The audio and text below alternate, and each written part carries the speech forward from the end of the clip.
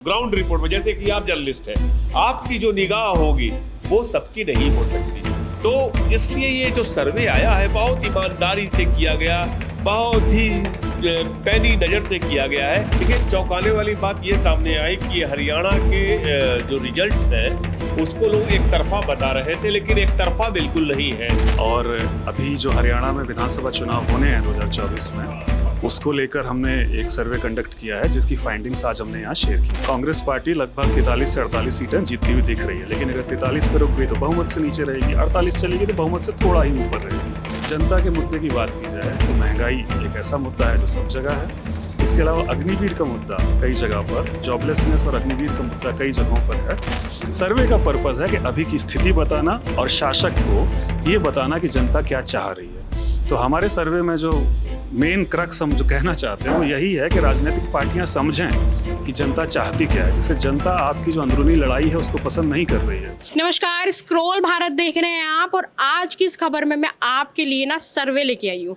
यानी कि सिंपल शब्दों में बताऊं तो हरियाणा में काफ़ी जल्द चुनाव होने वाले हैं, जिसका सर्वेक्षण कर रही है एक संघ पीपल प्लस के नाम से। तो ये हरियाणा की कह सकते हैं कि ये पहला सर्वेक्षण है, और इस सर्वेक्षण में मेरे को ऐसी बातें जानने को मिली हैं जो आपको और मुझे काफ़ी चौंका सकती हैं। तो चलिए आइए जानते हैं मेरे साथ साथ कि सर्वेक्षण के नतीजों में क्या है। स्टार्ट। तो सर, सबसे पहले तो मैं आपका नाम जानना चाहूँगी। मेरा नाम राजन है, मैं पीपल्स पल्स सर्वे एजेंसी से जुड़ा हुआ हूँ।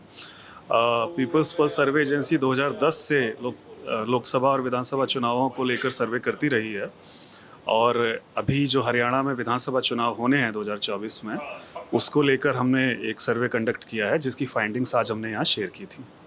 तो सर, इस फाइंडिंग में हम आम जनता के लिए आप क्या मैसेज देना चाहेंगे कि आपको सबसे जो आपको फाइंडिंग करके खुद भी ऐसा लगा कि यार इसका तो मुझे उम्मीद नहीं थी?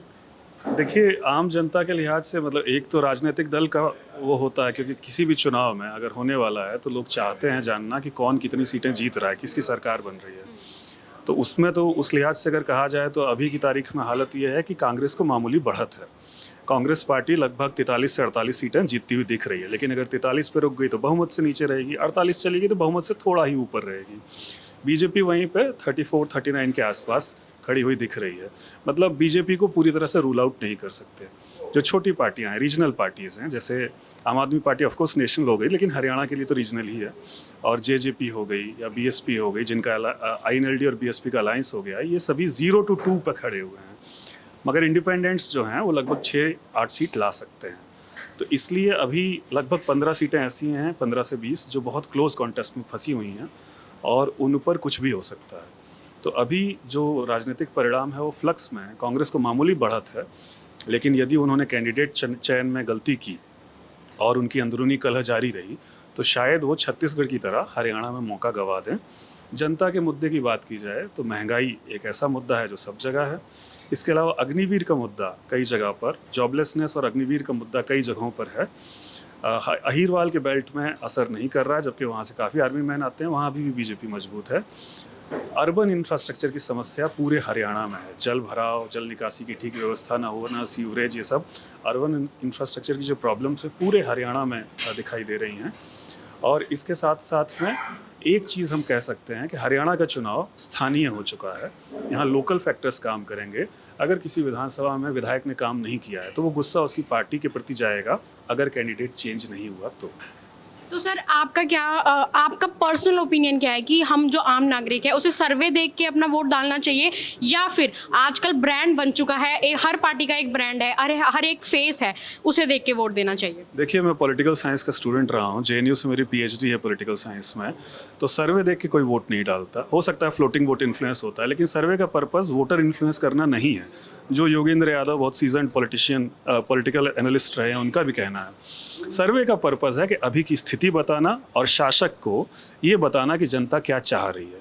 तो हमारे सर्वे में जो मेन क्रक्स हम जो कहना चाहते हैं वो यही है कि राजनीतिक पार्टियां समझें कि जनता चाहती क्या है, जिससे जनता आपकी जो अंदरूनी लड़ाई है उसको पसंद नहीं कर रही है।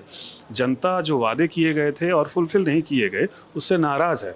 तो सभी राजनीतिक दल इससे सीख सकते हैं। विपक्ष इससे ये सीख सकता है कि जिन मुद्दों से जनता नाराज़ है सत्ताधारी पार्टी से, उन मुद्दों को जोर शोर से उठाए, और सत्ताधारी दल ये सीख सकता है कि जो प्रोमिसेस हमने फुलफिल नहीं किए उन पर हम काम करें।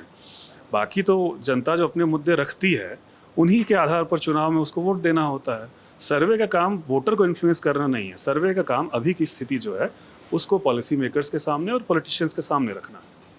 फिर भी आपको क्या लगता है कि जो चुनाव आने वाले हैं, अक्टूबर के महीने के आसपास चुनाव आने वाले हैं, उसमें कौन सी ऐसी सत्ता आने की सबसे ज़्यादा चांसेस है? कौन सी पार्टी जीत सकती है हरियाणा में? क्योंकि बीजेपी के खिलाफ अधिकतर लोग हैं, बहुत सारे मुद्दे हैं हम लोगों के पास उनके खिलाफ में। तो आपको क्या लगता है कि कौन सी टीम का, कौन सी सरकार का आने का सबसे ज़्यादा चांसेस है? वो मैंने अभी आपको बताया कि अभी मामूली बढ़त कांग्रेस को लग रही है, तो एक स्लाइट एज है कांग्रेस के लिए, और मगर बीजेपी बहुत पीछे नहीं है। तो इसलिए कांग्रेस अगर ये मान के चले कि हम तो जीत ही गए हैं, तो जैसे छत्तीसगढ़ में हुआ था, सर्वेज में आ रहा था कि कांग्रेस जीत रही है, लेकिन उनकी अपनी गलतियों और आपसी गुटबाजी की वजह से वो चुनाव हार गए, वो हरियाणा में भी हो सकता है। तो अभी मैं कहूँगा चुनाव फ्लक्स में है। Initial lead of course, thin lead जो है वो कांग्रेस की है। तो लास्ट में मैं आपसे एक क्वेश्चन पूछना चाहूँगी कि आज का जो सर्वे था उसकी मेन हाइलाइट्स आप ऑडियंस को अगर बताना चाहेंगे, एक या दो, तो वो कौन सी होंगी? यही कि कांग्रेस को थिन लीड है, कैंडिडेट्स बहुत मैटर करेंगे, क्षेत्रीय दलों की प्रासंगिकता खत्म हो रही है, इंडिपेंडेंट्स बहुत अच्छा चुनाव लड़ रहे हैं, और अभी कई सीटें फंसी हुई हैं। तो अगर राजनीतिक दलों ने अपनी स्ट्रेटजी ढंग से नहीं बनाई तो चुनाव किधर भी घूम सकता है। कांग्रेस के हाथ से निकल के बीजेपी के हाथ में भी जा सकता है, या कांग्रेस अपनी लीड बढ़ा भी सकती है। तो आइए और गहराई से जानते हैं आविश तिवारी सर के साथ कि सर्वेक्षण पोल 2024 में और क्या क्या नतीजे निकले हैं, और सर क्या कहना चाहते हैं। नमस्कार सर। नमस्कार। कैसे हैं सबसे पहले तो आप? मैं बिल्कुल ठीक हूँ। और सर आज का जो सर्वेक्षण था तो उसमें आपको चौंकाने वाला क्या मतलब सामने आया आपको? देखिए, चौंकाने वाली बात ये सामने आई कि हरियाणा के जो रिजल्ट्स हैं उसको लोग एक तरफा बता रहे थे, लेकिन एक तरफा बिल्कुल नहीं है।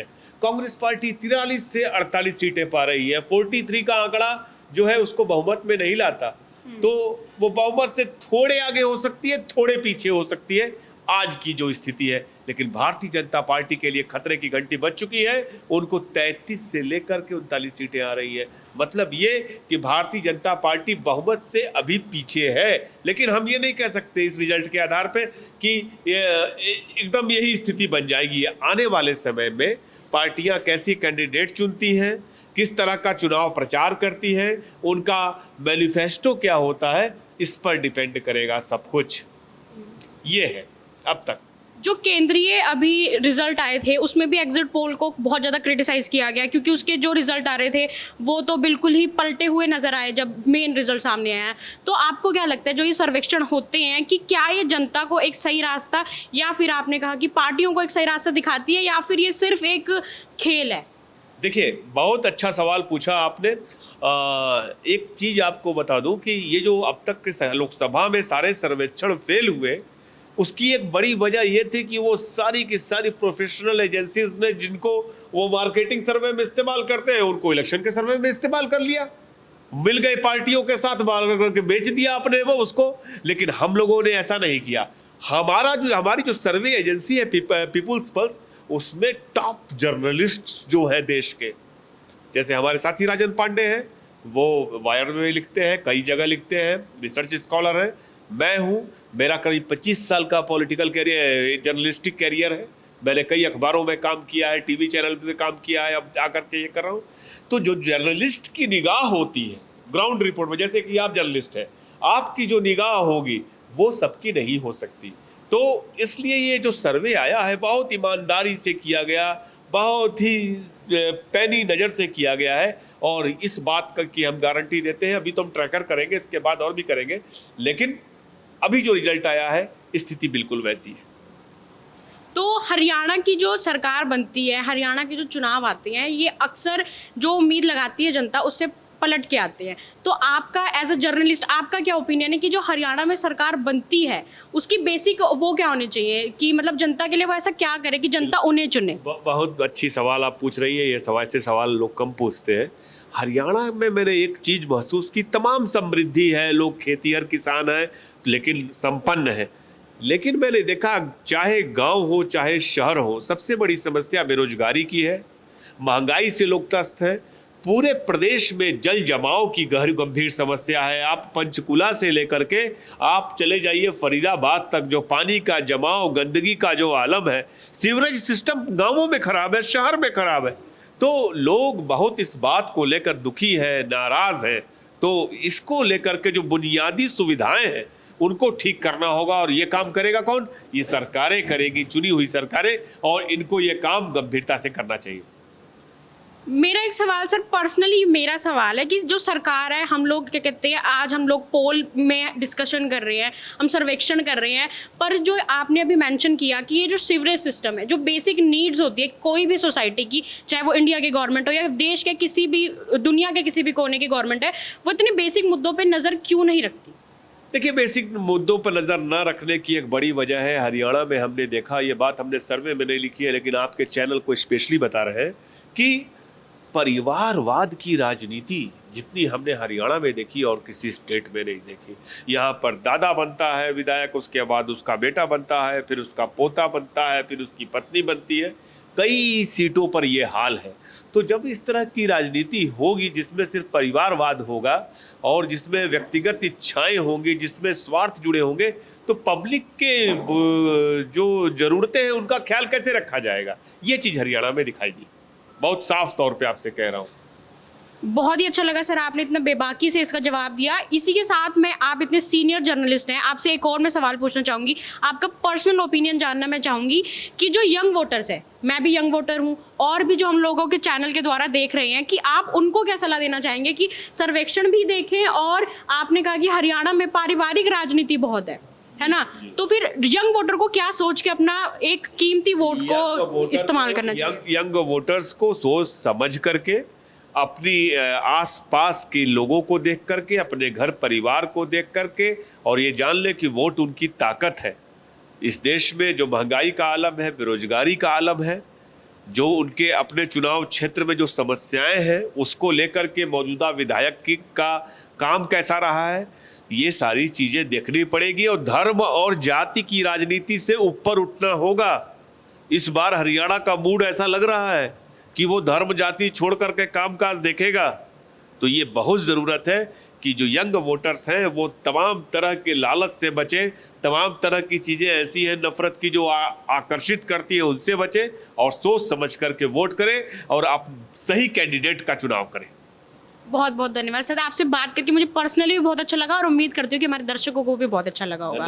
Thank you so much sir. तो ये थी आज की खबर आप लोगों के लिए, जहाँ पे हरियाणा सर्वेक्षण पीपल पल्स के द्वारा किया गया है। उम्मीद करती हूँ कि आपको ये रिपोर्ट बहुत पसंद आई होगी, और अपना वोट, जैसे कि आवेश सर ने बताया है कि यंग वोटर्स को, साथ ही अगर आप पुराने वोटर भी हैं, तो क्या चीज़ों को मद्देनजर रखते हुए आपको अपने वोट का इस्तेमाल करना चाहिए। धन्यवाद।